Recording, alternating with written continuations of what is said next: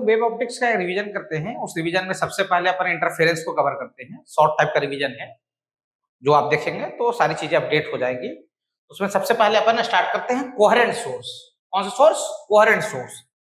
तो coherent source क्या होते हैं पहले समझिए। कोहेरेंट सोर्स उनको बोला जाएगा, सोर्स वो होते हैं जहां से वेव पैदा होता है।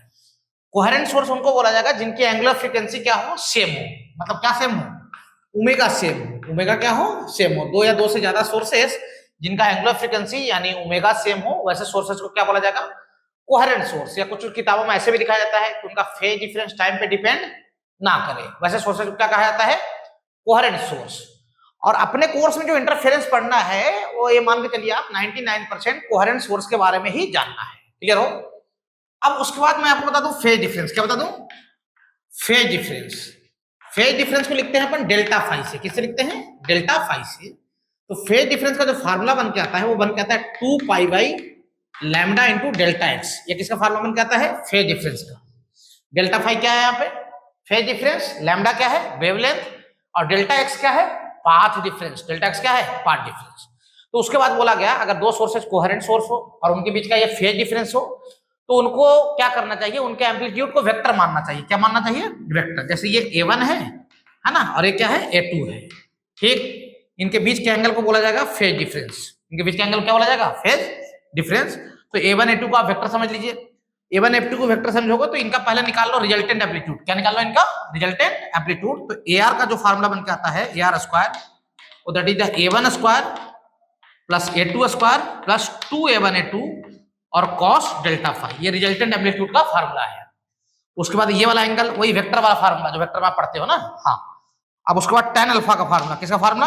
tan अल्फा का फार्मूला।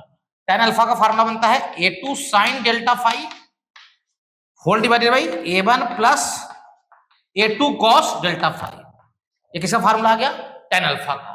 तो रिजल्टेंट एम्पलीट्यूड क्या होता है दो वेव का? सर AR स्क्वायर बराबर क्या? A1 square plus A2 square plus 2A1 A2 cos delta phi. Delta phi क्या है सर? Phase difference.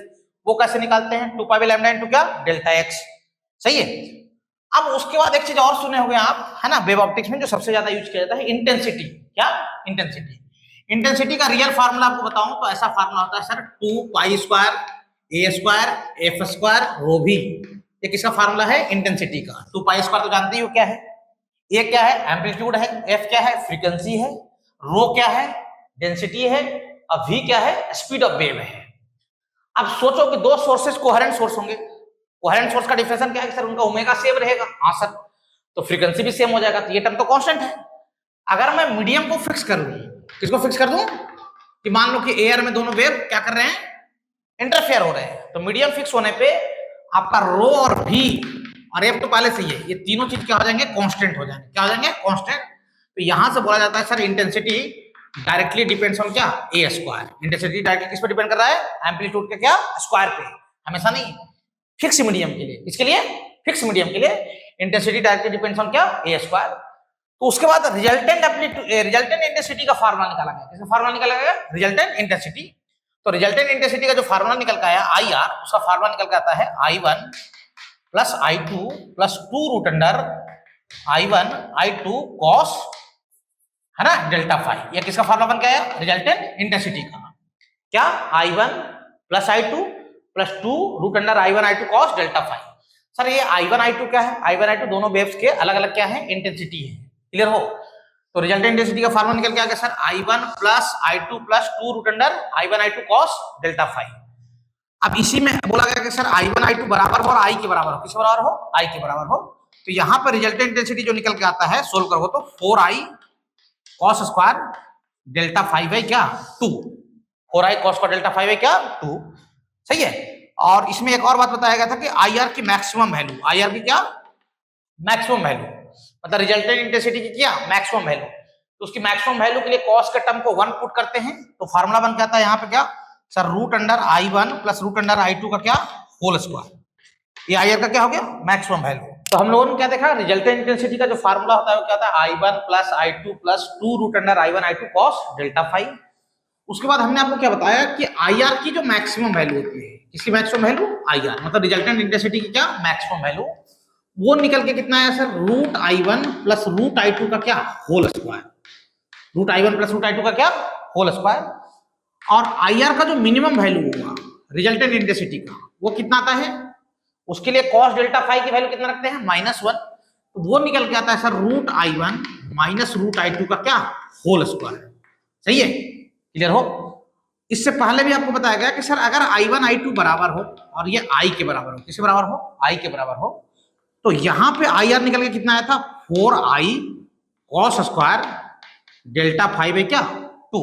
सही है, और इस केस में जब दोनों की इंटेंसिटी बराबर हो, जब दोनों की इंटेंसिटी क्या हो बराबर हो, इस केस में आई आर मैक्स जो आता है, आई आर क्या आता है max, that is equal to क्या 4i, कितना आता है 4i, और आई आर मिनिमम जो होता है किस केस में, जब i1 i2 बराबर हो, जब i1 i2 क्या हो बराबर हो, तो उस केस में आई आर मैक्स 4i आता है, और आई आर मिनिमम जो होता है अगर ये दोनों बराबर हो जाएंगे तो कितना हो जाएगा 0 हो जाएगा, क्या हो जाएगा 0। ये काफी इंपॉर्टेंट फार्मूला है, ठीक। रिजल्टेंट इंटेंसिटी का फार्मूला क्या आ जाएगा sir, i1 plus i2 plus 2 root under i1 i2 cos delta five. Resultant intensity की मैक्सिमम वैल्यू कितना हो जाएगा root i1 plus root i2 का होल स्क्वायर। रिजल्टेंट इंटेंसिटी का मिनिमम वैल्यू कितना हो जाएगा root i1 minus root i2 का होल स्क्वायर। अगर i1 i2 बराबर हो i के बराबर हो, किसके बराबर हो i के, तो आई आर क्या आ जाएगा 4i cos square delta five by 2। इस केस में आई आर मैक्सिमम कितना हो जाएगा 0 4i, और इस केस में आई आर मिनिमम कितना हो जाएगा 0। क्लियर, हाँ सर। अब आपको बताएगा types of interference, types of क्या इंटरफेरेंस, इंटरफेरेंस के टाइप्स, ठीक। इंटरफेरेंस आप सुने होंगे दो टाइप्स के होते हैं, एक होता है कंस्ट्रक्टिव और एक क्या होता है डिस्ट्रक्टिव। सही है, पहला क्या होता है कंस्ट्रक्टिव, पहला क्या होता है कंस्ट्रक्टिव। कंस्ट्रक्टिव इंटरफेरेंस वो है जिसमें आपका रिजल्टेंट इंटेंसिटी जो होगा ना वो मैक्सिमम होगा, रिजल्टेंट इंटेंसिटी क्या होगा मैक्सिमम। और आपको ध्यान होना चाहिए रिजल्टेंट इंटेंसिटी मैक्सिमम के लिए ये जो कॉस का टर्म है इसकी वैल्यू कितनी रखी गई थी 1, तो कॉस की वैल्यू 1 रखने पे लिए सुनना ध्यान से, ये जो डेल्टा फाई आ गया पहले इसमें लिख लो, कंस्ट्रक्टिव इंटरफेरेंस में सुनना ध्यान से, आई आर मैक्सिमम होता है, जो बोला उसको लिख दे रहा हूं पहले, आई आर क्या होता है मैक्सिमम, किसमें कंस्ट्रक्टिव इंटरफेरेंस में। और आई आर मैक्सिमम होने के लिए कॉस का टर्म जो होता है वो कितना होना चाहिए 1, और कॉस का टर्म 1 कब होता है जब डेल्टा फाई की जो वैल्यू है ना वो कितना आता है 2n पाई, डेल्टा फाई कितना 2n पाई, मतलब ऐसा 0 2 pi 4 pi 6 pi, even multiple of क्या पाई। सही है, तो कंस्ट्रक्टिव इंटरफेरेंस में रिजल्टेंट इंटेंसिटी मैक्सिमम होगा, और उस केस में जो फेज डिफरेंस होगा that is the even multiple of क्या पाई। और जो पुराना वाला फार्मूला लिखा था डेल्टा फाई बराबर 2 pi by lambda into delta x, उसमें रख के इसको सोल्व करोगे तो डेल्टा एक्स की जो वैल्यू निकल के आती है, यानी पाथ डिफरेंस हुआ था 0 lambda 2 lambda 3 lambda 4 lambda and क्या 100। इस बात को आप बिल्कुल ध्यान रखना कि सर कंस्ट्रक्टिव इंटरफेरेंस में रिजल्टेंट इंटेंसिटी क्या होगा मैक्सिमम होगा, ठीक। उसमें जो फेज डिफरेंस होगा that is the even multiple of pi होगा, और पाथ डिफरेंस जो होगा that is the integral multiple of क्या होगा लैम्डा। अगर इस टाइप की चीजें हुई तो होने वाला जो इंटरफेरेंस होगा वो क्या होगा कंस्ट्रक्टिव होगा, क्या होगा कंस्ट्रक्टिव। उसके बाद दूसरा इंटरफेरेंस बताया गया आपको डिस्ट्रक्टिव, दूसरा क्या बताया गया डिस्ट्रक्टिव। कौन सा इंटरफेरेंस डिस्ट्रक्टिव। डिस्ट्रक्टिव इंटरफेरेंस में आई आर जो होता है ना वो मिनिमम होता है, रिजल्टेंट इंटेंसिटी क्या होता है मिनिमम होता है, किसमें डिस्ट्रक्टिव में। सही है, और आई आर मिनिमम होने के लिए आपको याद होना चाहिए कॉस डेल्टा फाई की वैल्यू कितना रखा गया होगा -1, कितना रखा गया होगा -1। इस केस में जो फेज डिफरेंस निकल के आता है, क्या निकल के आता है फेज डिफरेंस, वो कितना निकल के आता है sir 0 sorry pi 3 pi 5 pi 7 pi and क्या 100, मतलब पाई का ऑड मल्टीपल। अगर फेज डिफरेंस पाई का ऑड मल्टीपल हो, पाई का क्या हो ऑड मल्टीपल, तो उस केस में होने वाला जो इंटरफेरेंस है वो कौन सा इंटरफेरेंस होगा डिस्ट्रक्टिव होगा, कौन सा होगा डिस्ट्रक्टिव।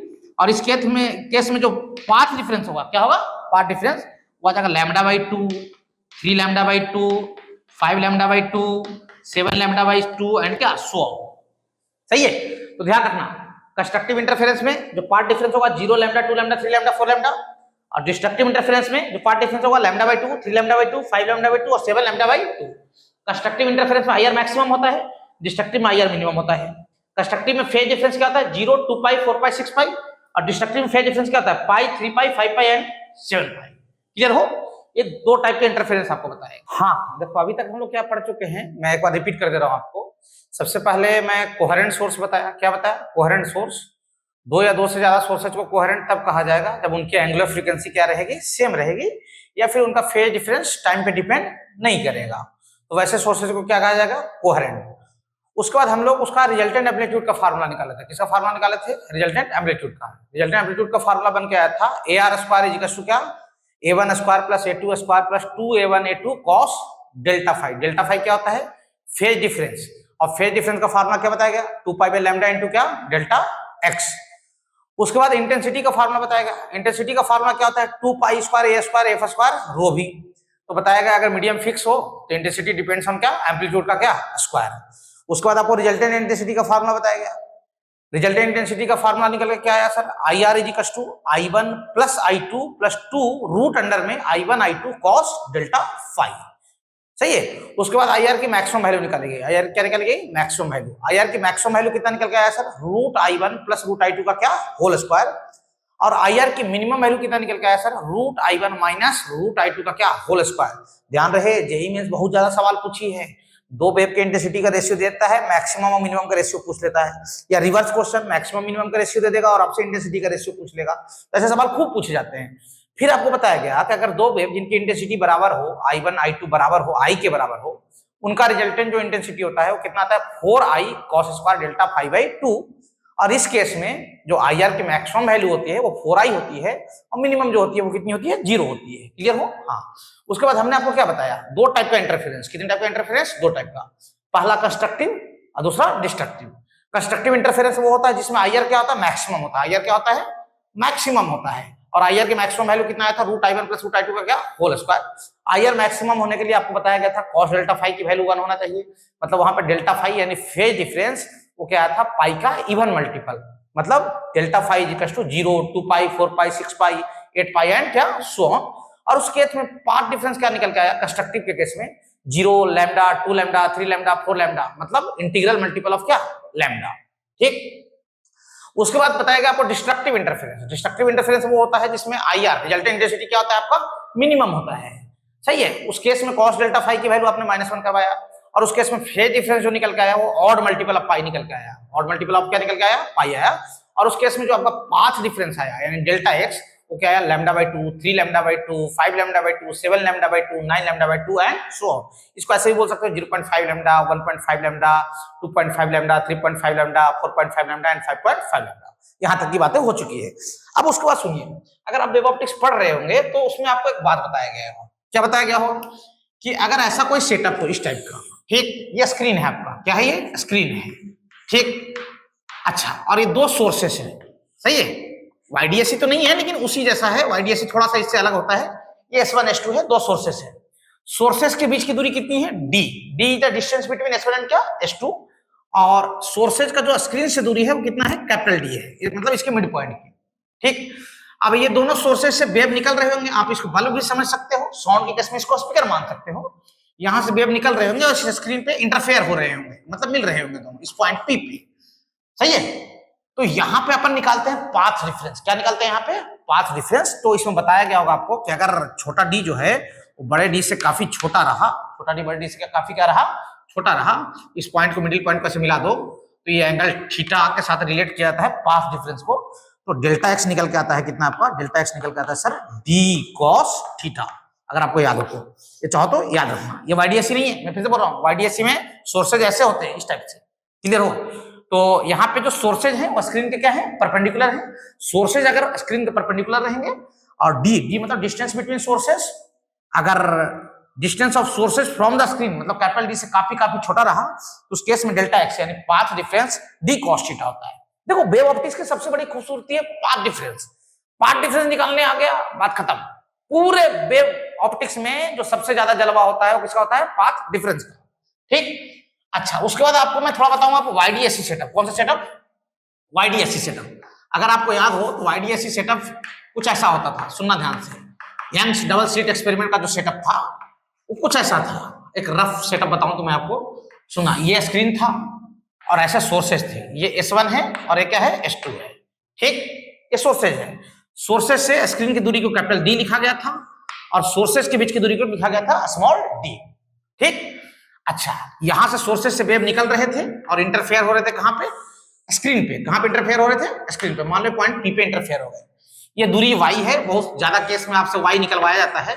सही है। तो इस केस में सबसे पहली बात, अच्छा इसको भी मिला दो ये वाले को, इस वाले को मिला तो मिडिल पॉइंट को वहां से पी से, और ये एंगल जो थीटा है। इस केस में पहली बात, दो बातें आपको बताई गई होगी। पहला बात, अगर छोटा डी बड़े डी से काफी छोटा रहा, छोटा डी बड़े डी से काफी छोटा रहा, तो इस केस में डेल्टा एक्स जो निकल के आता है वो आता है डी साइन थीटा। क्या निकल के आता है? D sine theta. ठीक। और दूसरा केस आपको बताया गया होगा, मैं यहां लिख रहा हूं, सेकंड केस ये रहा होगा, अगर लैम्डा छोटे डी से काफी छोटा है, कौन? लैम्डा, और छोटा डी काफी छोटा है किससे? बड़े डी से। सही है, ये कंडीशन रहा, मतलब वेवलेंथ, कौन? वेवलेंथ छोटे डी से काफी छोटा रहा और छोटा डी काफी छोटा रहा किससे? बड़े डी से। वेव ऑप्टिक्स में अमूमन ऐसा होता है, क्योंकि लाइट का वेवलेंथ वहां पे काफी क्या होता है? कम होता है। क्या होता है? कम होता है। तो अगर ऐसा रहा तो इस केस में आपको थोड़ा ध्यान रखना पड़ेगा, वो वाले केस में, सेकंड वाले केस में, कि थीटा काफी छोटा हो जाता है, और थीटा काफी छोटा होता है, साइन थीटा को थीटा लिखते हैं, और थीटा को ही फिर क्या लिखते हैं? Tan theta. क्या लिखते हैं? Tan theta. तो यहाँ पे डेल्टा एक्स जो निकल के आता है वो होता है सर कितना? D tan theta. क्या होता है? D tan theta. सही है। अब इस ट्रायंगल को देखना, यहां से टेन थीटा क्या लिख सकते हैं सर? यहां से टेन थीटा लिख सकते हैं वाई बाई डी। क्या लिख सकते हैं? Y by D. तो डेल्टा एक्स बराबर D into Y by D. यहां से वाई की वैल्यू निकल के आ गया, वाई की वैल्यू कितना निकल के आ गया? डेल्टा एक्स इंटू बड़ा डी बाई क्या? छोटा डी। ये बड़ा ही इंपॉर्टेंट फार्मूला है। सही है। Distance of any point from the क्या? सेंट्रल पोजिशन, है ना। आप किसी भी मैक्सिमा की दूरी, किसी भी मिनिमा की दूरी यहां से सेंट्रल पोजीशन से आप निकाल सकते हो। सेंट्रल पोजीशन मतलब यहाँ पे जो मैक्सिमा बनता है ना, इसको बोलते हैं सेंट्रल मैक्सिमा। क्या बोलते हैं इसको? Central maxima. तो सेंट्रल मैक्सिमा से किसी भी मैक्सिमा का ऊपर या किसी भी मिनिमा का ऊपर दूरी आप ऊपर या नीचे निकाल सकते हो। सही है। y equal to delta X into क्या? बड़ा डी बाई क्या? छोटा डी। अगर हमें मैक्सिमा के बारे में जानना होगा तो डेल्टा एक्स को n लैम्डा रख देंगे, और अगर मिनिमा के बारे में जानना होगा तो डेल्टा एक्स को क्या रख देंगे? ऑड मल्टीपल ऑफ क्या? Lambda by 2। सही है। तब निकाल लेते हैं अपन पोजीशन ऑफ क्या? मैक्सिमाज। पोजीशन ऑफ क्या निकालते हैं अपन? यहां से मैक्सिमा। सुनना ध्यान से। तो position of maxima, position of क्या? मैक्सिमा। मैक्सिमा की पोजीशन के लिए डेल्टा एक्स को क्या रखोगे? डेल्टा एक्स रखा जाएगा sir L lambda. Delta x क्या रखा जाएगा? L lambda. और एन क्या होगा? 0 1 2 3 4 5 6 7 8 9 10 एंड सो ऑन। क्लियर हो? तो यहां से y निकल के आता है आपका 0, 0 रखूंगा तो 0 आ जाएगा, 1 रखूंगा तो कितना हो जाएगा? Lambda 0 lambda D by D, फिर कितना आ जाएगा? 2 लैम्डा डी बाई डी, फिर कितना आ जाएगा sir? 3 lambda D by D. ये सब किसके पोजीशन है? ये सब पोजीशन ऑफ क्या है? मैक्सिमाज इन वाईडीएससी। पोजीशन ऑफ क्या है? मैक्सिमाज। 0 lambda D by D, 2 lambda D by D, 3 lambda D by D. ध्यान से सुनना, मैं एक बार रिपीट कर रहा हूं। इसको ध्यान कैसे रखना है? सबसे पहले तो याद रखना कि डेल्टा एक्स क्या होता है सर? D sine theta. ठीक। कब? जब छोटा डी बड़े डी से काफी छोटा रहा। दूसरा केस, अगर वेवलेंथ छोटे डी से काफी छोटा है और छोटा डी बड़े डी से काफी छोटा है, तो उस केस में साइन थीटा को रिप्लेस कर देना है मनी मन में किससे? टेन थीटा से। और टेन थीटा यहां से रिप्लेस कर देना है क्या? Y by D. Y by D. और यहां से वाई निकाल लो, वाई कितना हो जाएगा? डेल्टा एक्स इंटू बड़ा डी बाई छोटा डी। ये बड़ा काम का चीज है। किसका फार्मूला? वाई का फार्मूला। वाई क्या हो जाएगा सर? डेल्टा एक्स इंटू बड़ा डी बाई क्या? छोटा डी। अब पोजीशन ऑफ मैक्सिमाज के लिए, किसी पोजीशन के लिए?